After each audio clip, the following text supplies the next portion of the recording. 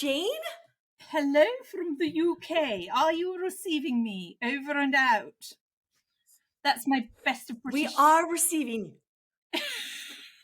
I thought given the times, and it's all terribly, terribly over here, that I'd go all very British. I can't sustain it. It's no good. That was quite posh.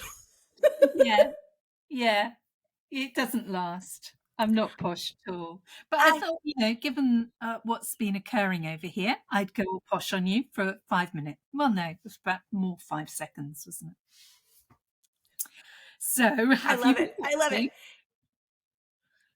Yes. Okay. Well, welcome. We're so excited that we've already dived. We're diving into this episode. We've got to introduce ourselves. So I'm Lisa. This is Jane. Welcome to another episode of Foodie Friends. And we're taking a smidge of a departure. It is a bit of a departure because it's been it's all been kicking off over here, hasn't it? Although not so much, because our whole shtick is covering topics that bridge the gap from across the pond. So, and this is super important. And it's been all over the news over here too. So we might as well dive into the coronation. Yeah. Oh, yes. Yes. That's why I was being all posh on you. The coronation has a court. And yes, it's over everything over here for the weekend. But what I shall put it over to you if it's been on your airways as well. What did you think? Oh, it definitely has been on the airways. It was. I wanted to remove my glasses so I can get very serious on this. Okay. It was really, I think, coming from the American perspective, it's so different because obviously we don't have anything like that over here. Even when we have an inauguration of a president, which would be, I think, there we go, fixing the hair. An inauguration of the president would probably be like the closest thing we have, but still nothing. Just the history, the pomp and circumstance, the pageantry, the elegance, and kind of I guess maybe the Met Gala. I would say our Met Gala, in terms of opulence, might be the closest thing we have, but not really, though. So I think for us over here, this ceremony has been happening for 1,000 years. That is extraordinary. Which is so cool. 1,000 years. Which is very cool. And just the fact. Yeah, go on. I'm all ears. You carry on. I was just saying, just the fact that's been going on for so long, and that everything has such meaning. I mean, down to the embroidery on their gowns and the threads and the whole, when they bring the screen out and they're taking the robes off to anoint him, and the hymns that are sung and the flowers, like everything has meaning, which is really cool. And of course, I love to watch it for the fashion. I mean, and if we're going to talk about fashion, personally, I think for me, who stole the show was Princess Catherine, Princess Charlotte, Sweet Prince George, and Prince Louis. Stole the show in terms of, Catherine in terms of just her style and she is just breathtaking. Just absolutely breathtaking. Gorgeous. And I love how apparently, King Charles had said no to tiaras. So I love how she kind of got around that with creating a very, I thought, non-tiara look and how it matched with Charlotte. Oh, and the Dutch, no, they've changed. Prince Edward's wife, Sophie. Sophie. What are they now? They've become something else. Can't keep up with them. Are they count? You have a lot of titles over there. Are they count and countess? I don't know. No. It might come back to me by the end. I've had too much bubbly. But someone's had some champagne. Yeah, I have, because I did chill a bottle. I did watch it. I was really emotional through it. I got quite emotional. I found it because I'm not overwhelmingly royalist. I grew up in a very royalist family, but those were the times then. You were very into the Commonwealth and And when one of the princesses or princes got married, you did your scrapbook, and all of that. But as I've got Right. older and a little bit more long in the tooth, I've become more cynical. And I think that's quite a common thing over here, that we are a little bit more cynical. But I did watch it because it's a once in a lifetime thing. And Yeah. gosh, I could really see from it. The impact on me was that you could see why the Queen took her role so seriously, and you could almost see the burden being put on Charles's shoulders. It was quite, He looked quite nervous. Yeah, yeah, he looked and quite nervous at times, I thought. A I think little he was just overwhelmed. taking it really seriously. And particularly once they did that anointing with the oils behind, I mean, that was really powerful, wasn't it? And the vulnerability of this That was, little man sort of sat or knelt between all of the priests was just, my goodness, it was quite overwhelming. But if I've yeah, got a few highlights, I would say the music. yes, The music was beautiful. unbelievable. And they got me. And the Ascension Choir. Oh, wonderful. Yeah. But for me, when Bryn Terfel at the very beginning sang in Welsh, I don't know if you saw that bit. Oh my goodness, because Bryn Terfel Yes. was one of my mum's favourites, and her at her funeral, we played Paradise, sung by Bryn Terfel. And so that got me. Well, I was out. That's probably why I was really emotional. Yeah. But also, Right. Yes, all the families and the fashion and the beautiful headdresses and everything.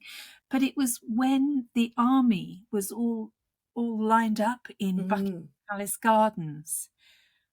I'm filling up at the That was neat.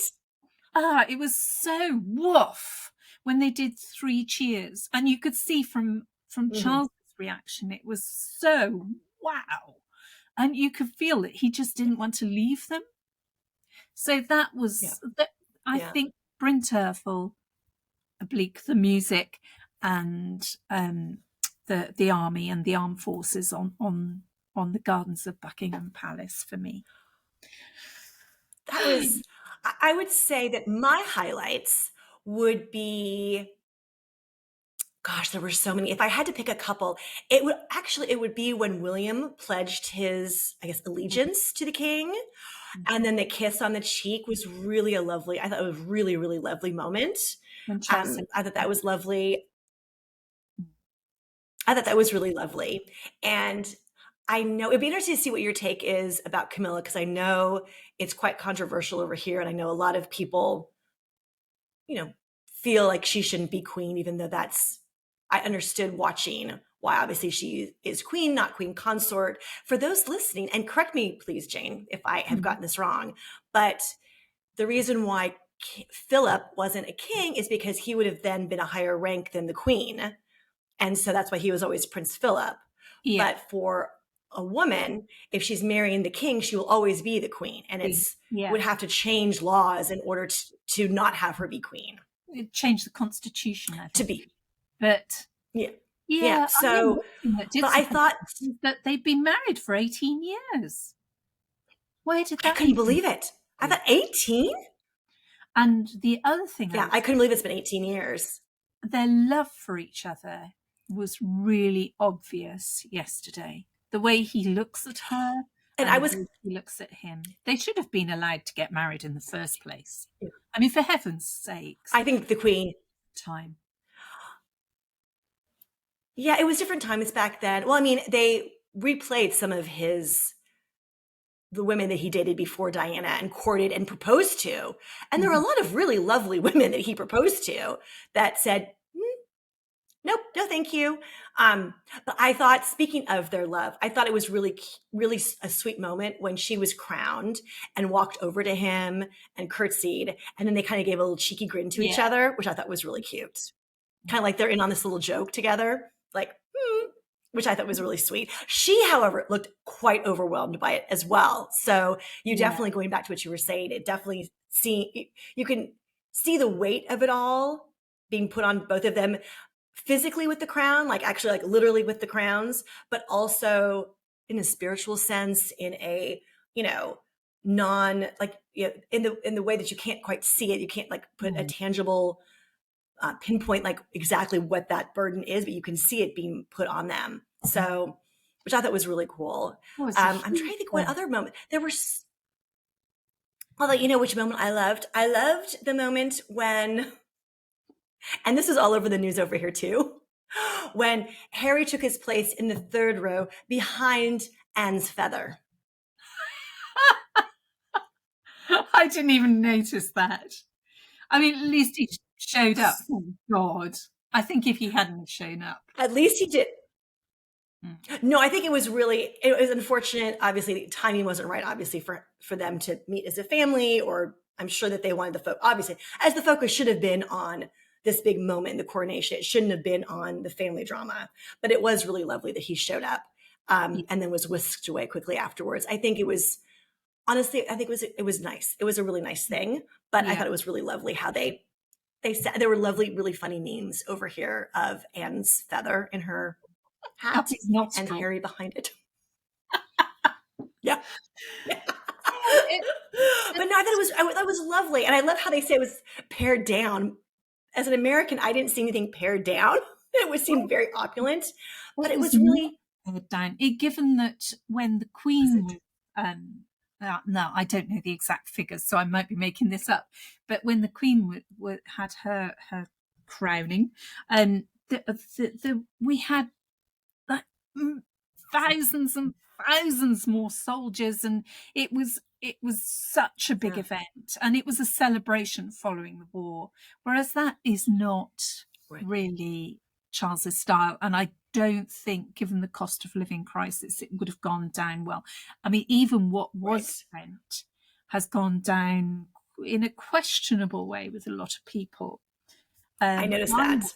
I I would noticed that on social media. Yeah, particularly with my son's generation. But I would argue Yeah. that that has been rebounded tenfold, repaid tenfold Yeah. in all of the people at the small businesses that have managed to, sell additional foods, drinks, pubs, Yeah. meals, celebrations. Right. Yeah, that pays dividends. Oh, all But the tourists. Yeah. yeah, All the tourists that absolutely. have arrived in London for it. For me, if well, let's get back to Camilla, and then I'll move on. Camilla, I feel that for the royal family, I feel the key word for me is relevance. That they have to Mm. show that they're relevant to get the support of the people, and to do Yeah. that, they've got to change. They do have to change. Everything has changed around them, and they cannot continue as they are because they are losing the support of the people. There's no doubt about that. The older generation, Right. fine. A lot of the younger generation, but there's a lot of people that do not see their relevance, and it all comes back to that word, really. And I think he will be a good king. I have faith in him that he will come up with the goods, but it's a lot to ask of him at his years. I mean, he's not young, is he? I feel he's definitely not young, and I kind of feel, and this would be interesting to hear your point of view on this too. And I've kind of heard similar sentiment, on social media and so forth, that he's almost seen more as a placeholder because more people are so excited for the moment where William gets to Yeah, be king, and that there's a bit of less enthusiasm overall for Charles. And I think also because of the crown, and so many of the younger generation didn't realize all that happened in his marriage and divorce and aftermath with Diana. yeah. And But a seeing lot, it on the crown, especially the last, a lot of it was fiction. what was that? A lot of what happened in The Crown was fiction. I mean, nobody really knows because But it's the such whole affair, a story. with Camilla, like Yeah, yeah. I mean, true, true, but silly. like the whole Camilla piece that I don't think, the tapes that were released. I mean, there was definitely truth in, of Yeah, course, yeah, we don't really know exactly what happened, but we do know that Camilla was the third wheel in their marriage, we do know that the affair, and on Princess Diana as well. I mean, she had affairs as well. But I think the Crown almost kind of brought that back up again, Yeah. where maybe the younger generation didn't really realize and didn't know about those didn't realize maybe the extent. Maybe they'd heard of it, but didn't realize the extent. And so it seems like the sentiment over here in the US is he's more of he's fine now, but we're very excited. It'll be interesting to see when William becomes king and Catherine Yeah. becomes queen. I imagine the enthusiasm will be, because they'll also, in theory, hopefully be younger. I mean, even if, they're in their early 40s. So, I mean, he could very well be in his 50s, still 20 years younger than his father. Yeah. It'll be interesting to see the enthusiasm when he becomes king. Yeah, I don't wish it upon him now. I hope he and his family can enjoy the privacy, really, of not having that burden. Because I do see it as a burden. Yeah. I mean, golly. I think it's a huge burden. And their kids are so little. Oh, yeah. But going back to Camilla, let's go back to... So my view on it... Let's go back to Camilla. I think we must stop living in the past, just move forward to the future. Who are we to judge? There are plenty of people that have had affairs, had divorces, remarried, blah, blah, blah. He is her chosen partner. They're not going anywhere. They're deeply in love. And she does work very hard. She has her heart in the right place. And she is a tremendous support for him. I think she is good for him when he's in his grumpy frame of mind. I think she pulls him back. And I say good luck to you, because I wouldn't want to do it. So, yeah, I don't have I would not want... And if she wants to be queen, fine. Yeah, no. I'm not all that bothered, really. Yeah. Is that terrible? No, it's a good point. It's a good way to look at it. Well, no one was in the marriage. Charles and Diana were the ones that were married, and we won't ever know the true backstory of what exactly happened in the marriage, what the support that she had or didn't have. And we can come to a whole bunch of different conclusions. And, it was over, my gosh, how many, 26 years ago? I know. Now? It's mad. 26 years ago, I want to say, because... Move on. Yeah. Move on, and the royal family has to move on and make themselves relevant and find a way of doing that. And harking on about past is never going to help them achieve that. That's my feeling. True.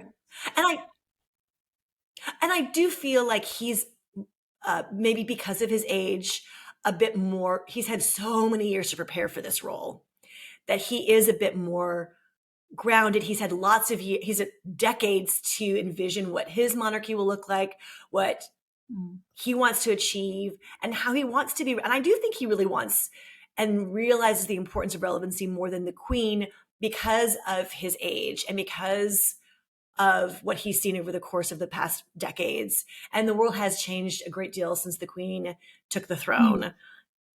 So I think I think he realizes that. Oh, completely. I mean, in some respects, he's been way ahead of his game when it comes to global warming and the environment and nature. He was leading the way, and everybody was saying, "Oh, this cranky prince is a nutter." Yeah. But no, he wasn't. Yeah. He was right. He was just ahead of his time. He was. And we didn't listen. Exactly. So good on him. Maybe we'll listen now that he's king. Yeah. You never know. Although his power is lessened because he is king, which is ironic, isn't it? As a prince, that is more outspoken, but as a king, he's very much, he's very much gagged.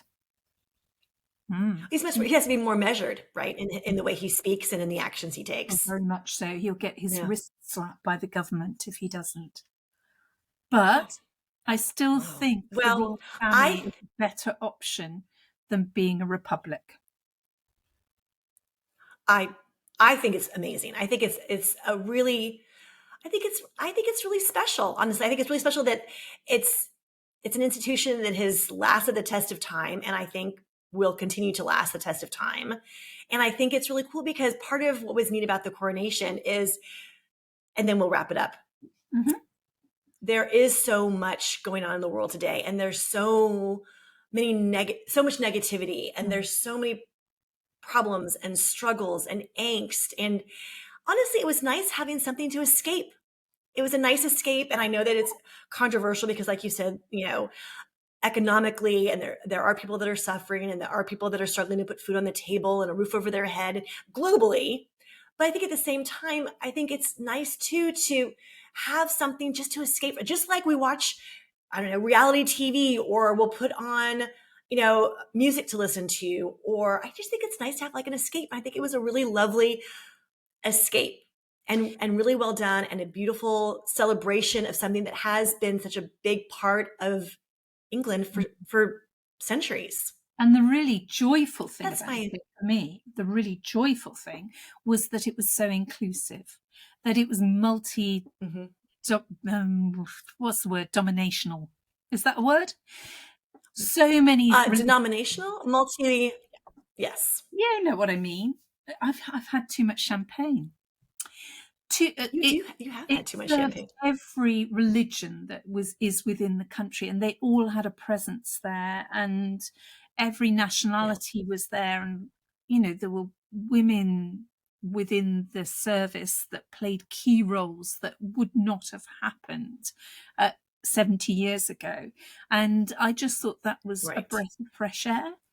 I was really pleased. Absolutely. That comes across to the world, that we are a much more accepting, cosmopolitan country that is open to these discussions. And I think he is very open to them.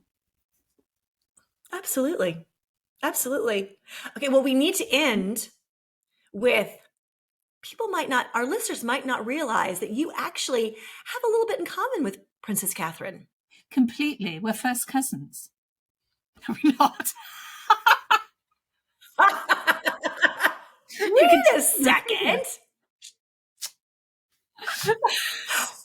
Well, as people might know or not know, Princess Catherine was wearing an exquisite Alexander McQueen gown underneath her robes. Yes. And what is now, you have a little connection with the little Alexander McQueen style.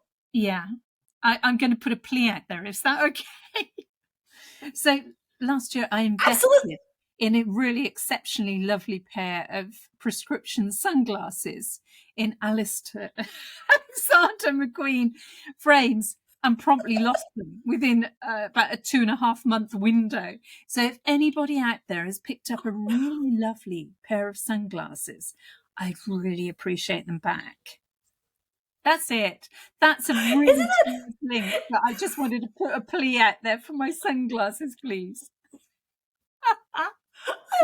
Okay, I think we just need to end on that note. Oh yeah, end on a high. Why not? Exactly.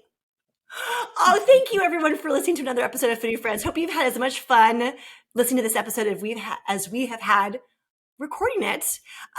We don't really have any links, but we will link our Substack, because we're on Substack now. It's our weekly newsletter. We would love you to come over. It's totally free. So we'll put that link below, and we'll be back here again next Monday with another episode of Foodie Friends. So thank you so much for listening. Please rate, subscribe, thank you to everybody that's followed us on the newsletter, because I've been absolutely overwhelmed by the amount of people that have subscribed, paid for the paid subscription to the additional newsletter.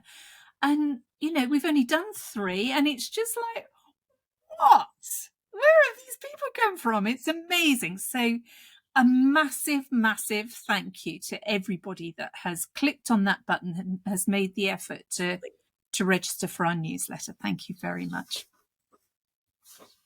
Absolutely. Huge thanks. Huge thanks. So we will see you again next week then. That wraps up another episode. Sending lots of love. Bye.